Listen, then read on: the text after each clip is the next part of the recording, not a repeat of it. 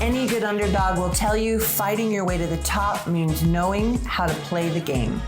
We're Serrano and Brooke Kelly, founders of the Kelly Group and authors of the landmark book, The Game, Win Your Life in 90 Days. For us, every success has been a battle, whether it's training for the Olympics, media coaching for the White House, or having TV shows made about our book. Through our system, we transform millions of lives by helping top performers turn their biggest fears and challenges into a game they will win.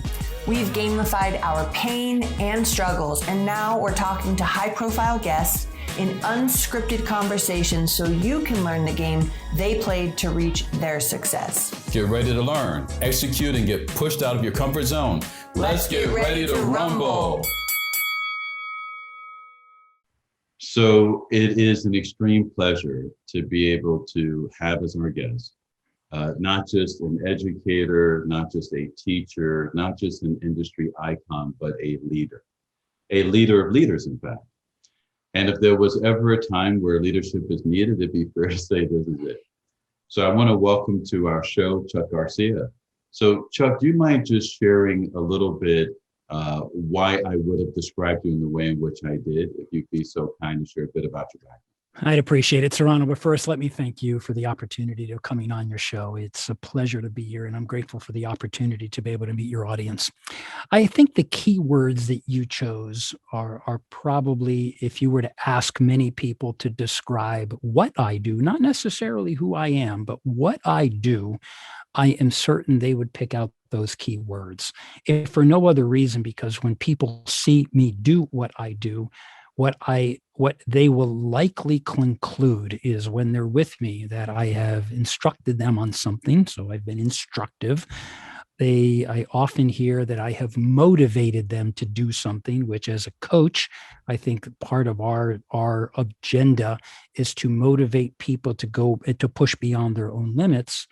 But then the third part of that is that what I have done with them is worked in the service of their success, so that if I was able to teach them and I was able to motivate them, what I'm really doing is helping them to find their path to however they define success, and me being a part of helping them to find the path.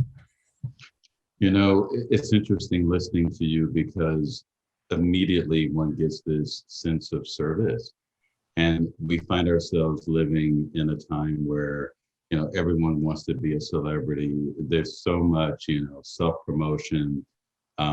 You don't really hear people speaking, I find, as much about service or as much about, you know, getting other people to shine. I would imagine it requires, particularly given your talents, a certain amount of being able to check your own ego at the door. Was that the way you always were? Did you figure that out? Like, how'd you come to that kind of awareness? Yeah, it was when I reflect, I have to give credit certainly to my parents, but I grew up in West Point, New York, and that's home of the United States Military Academy. And my father was a professor of linguistics at the academy, not a military. He was not an officer. He was a civilian professor. There were only 6 of them on the entire base, and it's a big place. My father was one of them. So my parents came from Brazil to the United States. Particularly, my father used to be the teacher of the U.S. Army when they needed someone to go to West Point and teach Portuguese. They sent them to my dad in Rio de Janeiro, Brazil in the mid-1950s. My dad then was offered the opportunity to move with his 2 young kids, my 2 older brothers and my mom, who didn't speak a word of English, and they came to the States. But I'm saying that because I grew up in a home that was very cultured, very, very well educated. And my dad was an incredibly dedicated teacher, and he was the best teacher I ever had. But also when I walked out my door, Serrano, I was surrounded by soldiers, by people who understood the importance of serving their country and whose passion and purpose in serving others, they all recognized, and they lived in every fiber of their being that there is something bigger than themselves. And when people like that go to war to serve and protect us, there's something that you witness in someone who is willing to do that and to put themselves about others that never leaves you. So even though I grew up with no desire to join the military because I was such a part of it growing up, like you, probably, that's where you and I are kindred spirits, I wanted to go to Wall Street. And there were a few things I wanted out of my career, but I couldn't help but think, whatever I'm going to do in my career, I don't know where it's going to take me. But what I knew is the values that were instilled in me from the time I was a child, from both a civilian perspective and a military perspective, were never far away from me. And it was up to me to decide how and when I wanted to deploy these wonderful tools that I was taught. But I also recognize, Serrano, in order to make that choice, I had to get myself right. And in order to do that, I had to choose and pursue my path so that I could put myself in a position of success. Because it's only, at least from my point of view, in the positions of success that is enable us to make choices about what we want to pursue and what is our North Star, how we choose to deploy the things that we may be contemplating, but ultimately comes a time we have to decide. So I can't help but think we are all a product of the paths we follow, the lessons we learn, and the people we meet. And all of that was bundled up into my mind as to who I think I've become because of all of those things. You know, I have to say, listening to you, I didn't know all that about you, right? I didn't realize that you had this military influence that really created this sense of service. And we're talking about people where they're willing to make the ultimate sacrifice to lay down their life for their nation. And, you know, while that's an easy thing to say, that's not an easy thing to do. And I can now understand even better, like what is it that gave you such this real feel that I experienced from your service. You know, I'm really wondering, when you think about if there was a particular moment where you really got clear about that North Star, was it more of an evolution? Was it more of an epiphany? Maybe you could share a little bit about that. Yeah. I can't say it was an epiphany, because I think epiphany moments, or they come in moments, and it certainly was not a moment. But I think I can string together three things from my past when I reflect on why I made my decisions. And the first one was something that you never forget. And it was during my childhood. I was a product of the 60s. And in the late 1960s, early 70s, many of the people that I knew at West Point were heading off to Vietnam to fight a war. And many, unfortunately, never came home. I was an altar server in the Catholic Church at West Point. And there were many days when I was in school where my brothers and I were called out of school to serve the funerals. And in many cases, the funerals that we served were people we actually knew. And Serrano, something happened to me when I was a kid that never left me.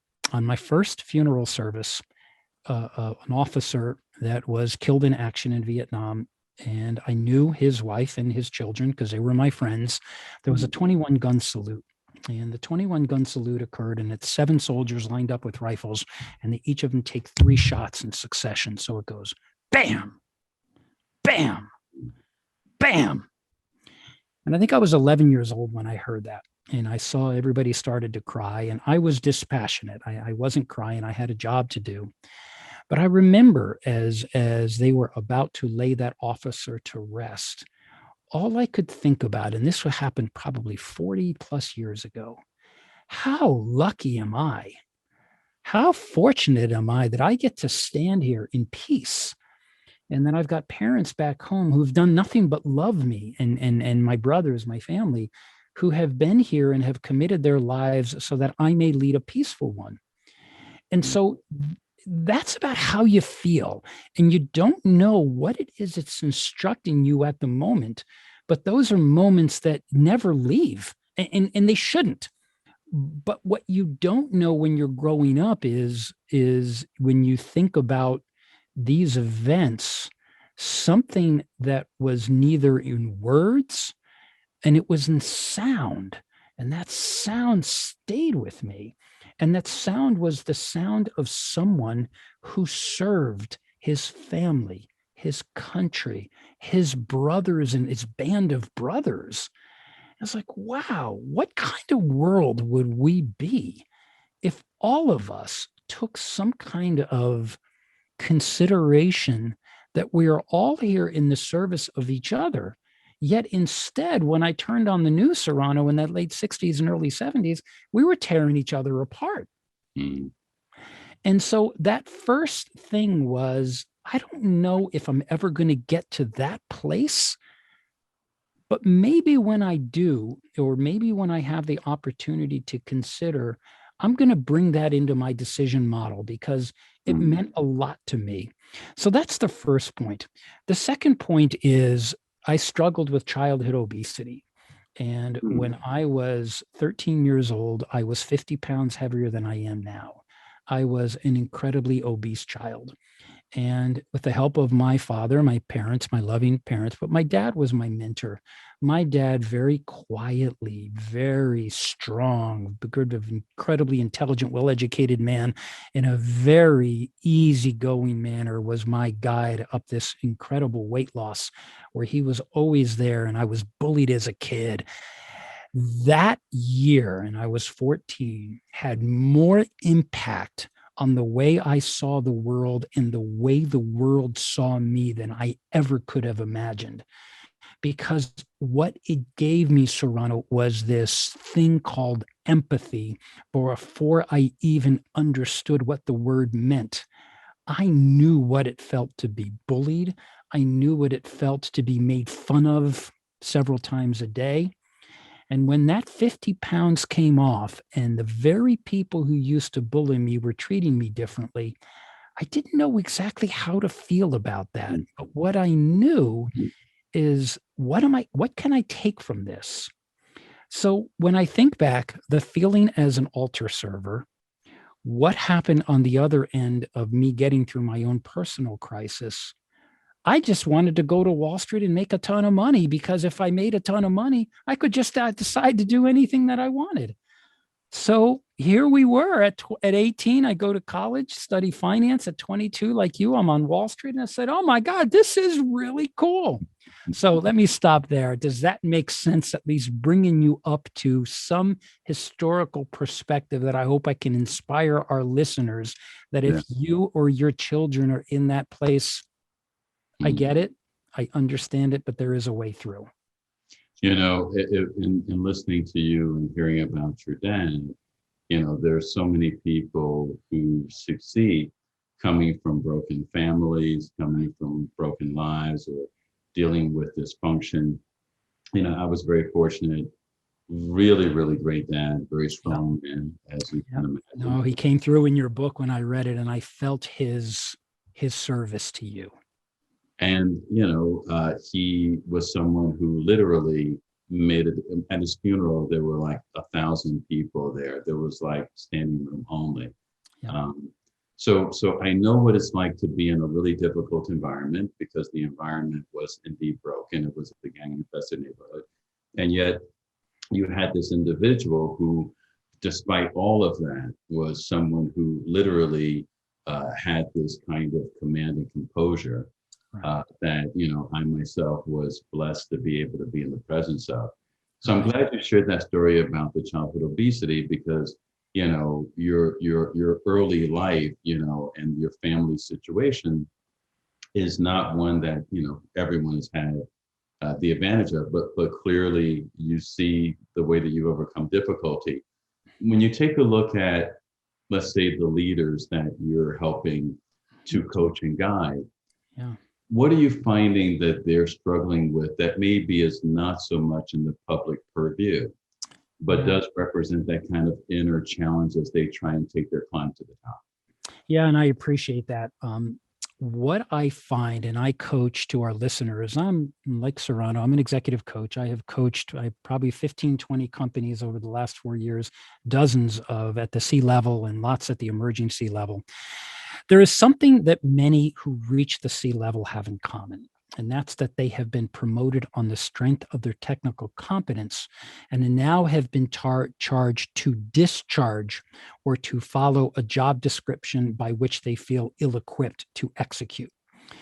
Because when we are in college or graduate school, and I'm blessed to teach in a graduate school, but there is conventionally something very wrong. And I'm not blaming the schools for them. It's just the educational model does not educate us for the transitions and the adaptability of what's going to happen in the discomfort of something we don't understand. Mm. So when many of the people that I work with have the ambition and the drive to get the job by which they feel ill-equipped, many of them take the job and fail miserably. But many of them who recognize I was promoted because I did something well, engineer, banker, broker, whatever that may be. Mm-hmm. But here is the commonality. As individuals and organizations climb higher to the top of that mountain, they do a lot less of the thing that got them there. Mm-hmm. That's the paradox of success. So you manage to get to a place, but that pivot and the change to the next place is a very different thing. And it's rooted in a much greater need to develop the soft skills that the educational model does not teach particularly well.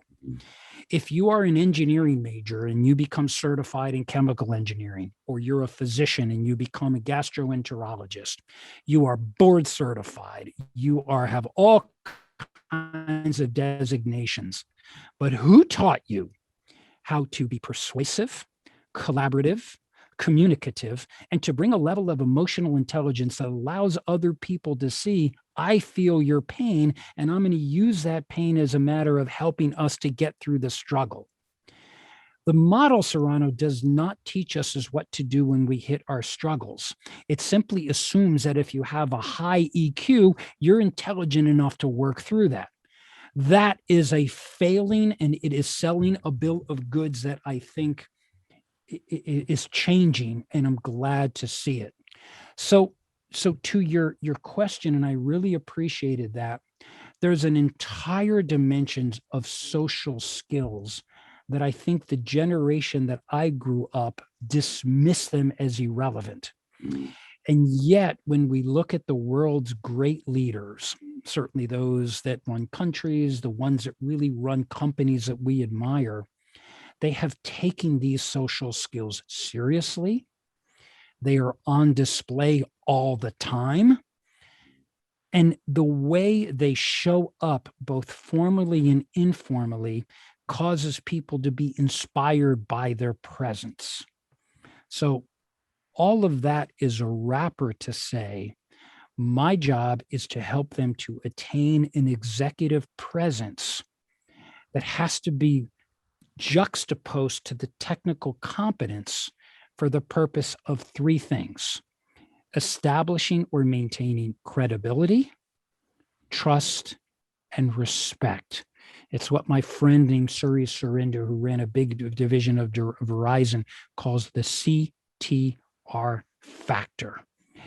That then, Serrano, becomes the benchmark by which, if I'm going to help someone get to the CEO, to the top of that mountain, it's a fairly simple construct, but it is anything but easy to execute. You know, it is almost intuitively obvious, you know, when you highlight it, and yet consciously I hadn't really thought of this way in which people have to surrender the very thing that got them where they are to move on to that next level. You know, what we found in our work, based on our book, The Game, and, you know, game can be at times synonymous with strategy or instruction, or there are lots of things that for us fall under the banner of a game, but it's a way that a person has figured out a pathway to make it through some area of difficulty in order to access some higher level of themselves. And, as you had your own journey to success, I'm just curious, is there any particular strategy, any particular process, any particular self-talk that for you really was a key part of how you've been able to have the success that you have? Yeah, there certainly is. And I want to point to someone who I wholeheartedly admire that you and I both know of him, although I've met him briefly. It's Warren Buffett. And Warren Buffett graduated from Columbia Business School. And I teach at the Columbia Graduate School of Engineering. But there was a time, Serrano, way back when, where he was on the Columbia campus. And there was a big gathering. A lot of people came to listen to him. And he talked about, and everybody wanted to know how to become a billionaire. And he said, no, you're asking the wrong questions. And someone from the audience asked him, hey, Mr. Buffett, if you could proffer one piece of advice, what would it be? And I could see all the students in the seats saying, all right, work harder, follow your dreams. And it wasn't like that at all. And here's what he said. He said, just like this, very quietly, and everyone's hanging on their seat, and you could see the real anxious ones with a pen in their hand, and they're going to write down every word. And here's what he said.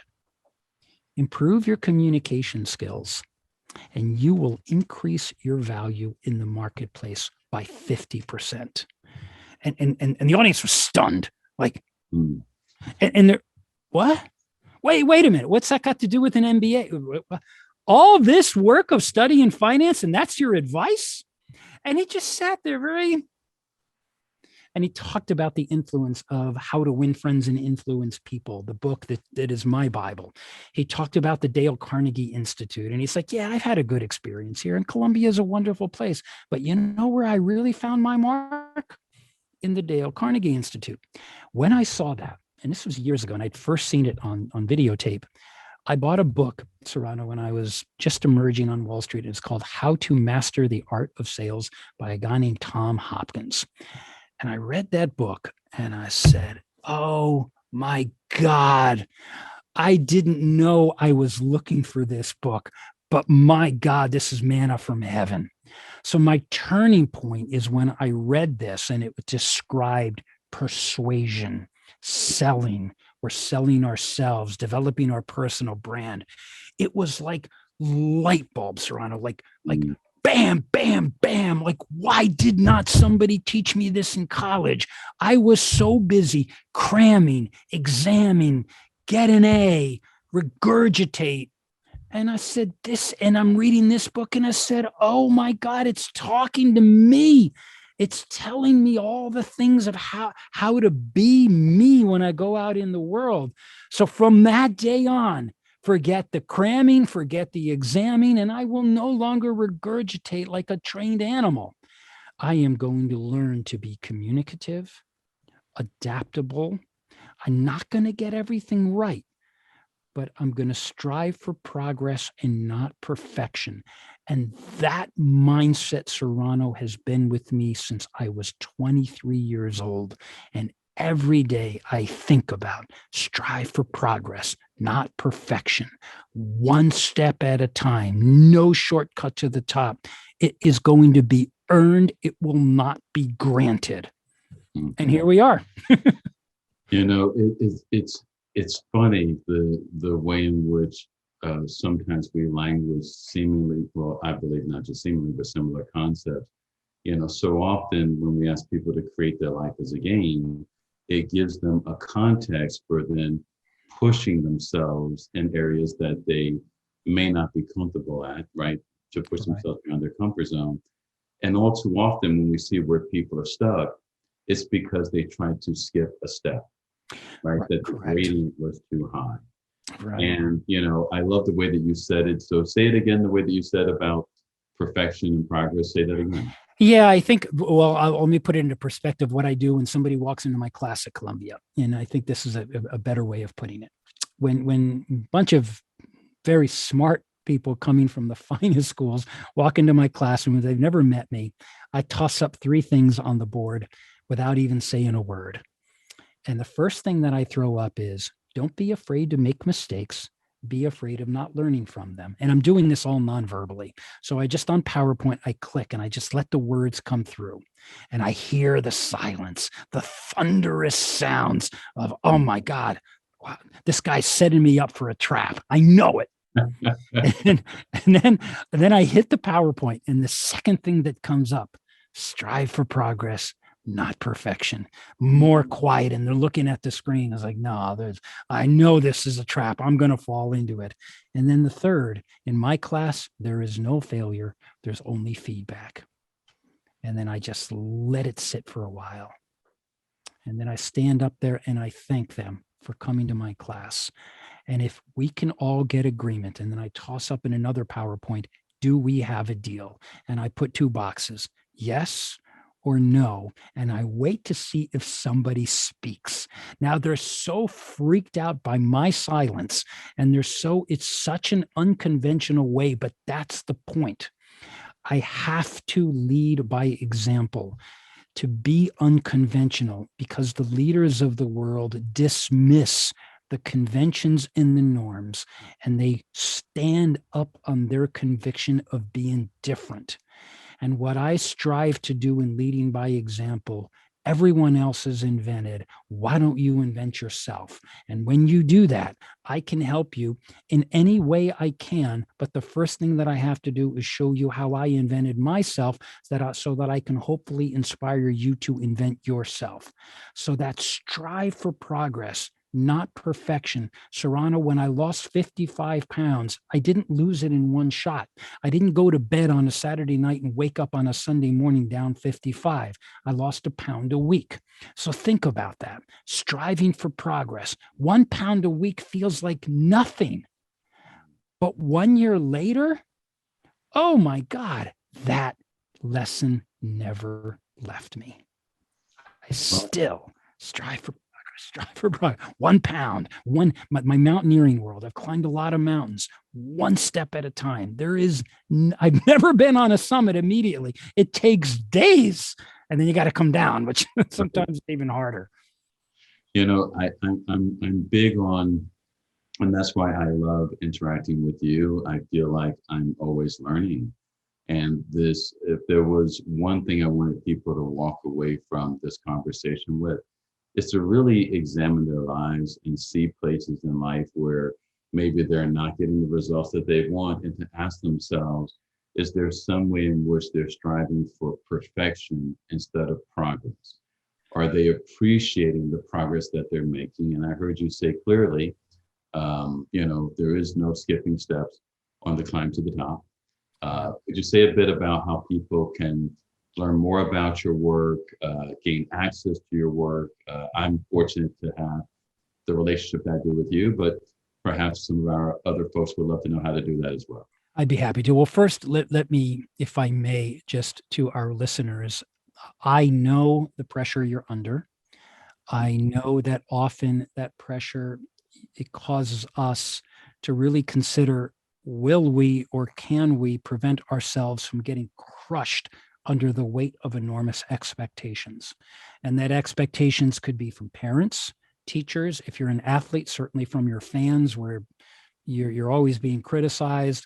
So I understand that, and I feel that. And the life that we live is trying to work not to avoid it or to dismiss the pressure, but use the pressure to our advantage and to be out of our comfort zone. The growth occurs in getting through the struggle. So you will struggle. Everyone does. The best pitchers that I grew up as a baseball fan, when they're bottom of the ninth, runners on second and third, and they got to get that guy out, they're in a jam. The great pitchers have been taught to condition to how to get through that struggle. It makes the win that they get even more special because they know it was a test of their mettle. And what I do with others is to help them to understand how to stretch beyond those limits and get through those situations. So I can be reached. My website is chuckgarcia.com. That's where I describe both my coaching business, my Columbia teaching, my podcast, which is called A Climb to the Top, but also that what I want people to feel here is we are all on a proverbial mountain, wherever you may be. And there's no bad mountains. There's no right or wrong mountain. It's yours. But you own it. You are accountable for it. No one is going to help you climb it unless, of course, you open up your mind to the fact that there are people here to help you. Accept the help. That is not a sign of weakness. It is a sign of strength. We, Serrano, what I love about you and your lovely partner, we all are conscious of waking up in the service of helping other people climb those mountains. And that's what I do. So you can also email me at Chuck at, my company is called Climb Leadership at climbleadership.com. And you can find me on Twitter, Instagram, all LinkedIn, certainly all of those places. But I'm delighted to hear from you, like hearing from you, and always willing to figure out if I can't help you, chances are I know somebody who can. Well, I have to say that I will be carrying this conversation with me, because inevitably there's always somewhere where we're not applying a lesson that we know works or that we've seen work in other parts of our lives. Truly a pleasure to get to know you better. I think that I shared with you that I went to Vassar College. So I know you did. You grew up in an hour from where I live, and exactly, I love right. So and I have to say, Serrano, there's this little bitty restaurant place called the Culinary Institute of America that is right there. Little place. I love that place. So many times I pass Vassar on my way to the Culinary Institute, but I grew up in the Hudson Valley and I still live in it. It's very near and dear to my heart. And for you, particularly to have seen your journey from Brooklyn, the place where Mike Tyson came from, and, Brownsville, Brooklyn, I know Brooklyn well. But what a pleasure it is to I've known you, and I thank you for being on my podcast, and I'm grateful to be on yours. But it's just wonderful to be in the gravity of other like-minded people. And I'm blessed to call you a friend, in that you are in that gravity. And I think I'm the luckiest man on earth, and just really blessed. Well, thank you very much, sir. And let's all keep in mind, progress, not perfection. Strive for progress, not perfection, right? Don't be afraid to make mistakes. Just be afraid of not learning them. Thank you, Serrano, for having me on your show. Thank you very much, Chuck. Appreciate you, sir.